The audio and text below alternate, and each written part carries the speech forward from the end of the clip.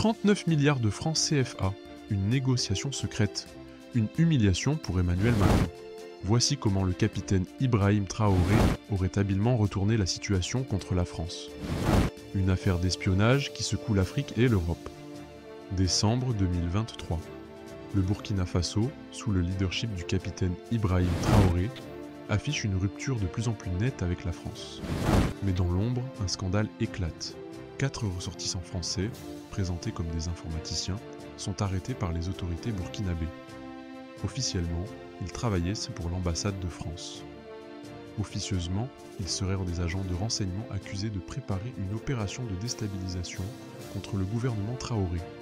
Sous la pression, ces agents avouent leur mission visait à miner la stabilité du régime burkinabé.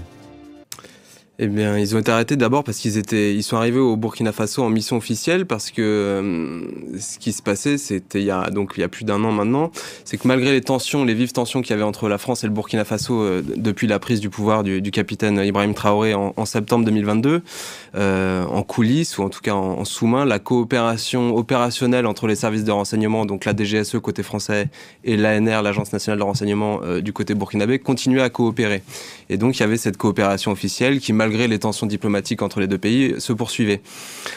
Et donc fin novembre, le 29 novembre, ces 4 agents qui étaient donc des techniciens de la direction technique de la DGSE qui étaient en mission au Burkina pour une mission ponctuelle apparemment de quelques jours, sont arrivés au Burkina Faso et ont été arrêtés seulement 48 heures après leur arrivée. Face à ce scandale, Paris tente d'éviter l'escalade. Emmanuel Macron fait appel au président togolais Faure Gnassingbé pour jouer les médiateurs. Le résultat ? Une somme astronomique de 39 milliards de francs CFA, discrètement versée par la France pour obtenir la libération des agents et éviter une humiliation publique.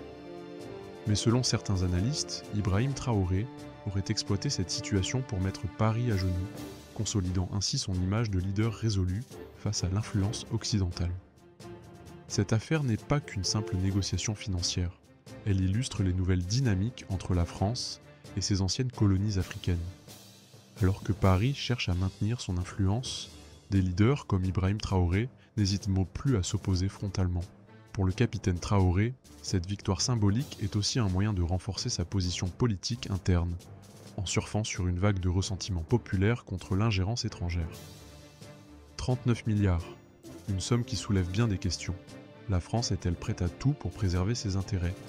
Et Ibrahim Traoré, véritable stratège ou opportuniste ? Dites-nous ce que vous en pensez en commentaire et abonnez-vous pour ne rien manquer des révélations à venir.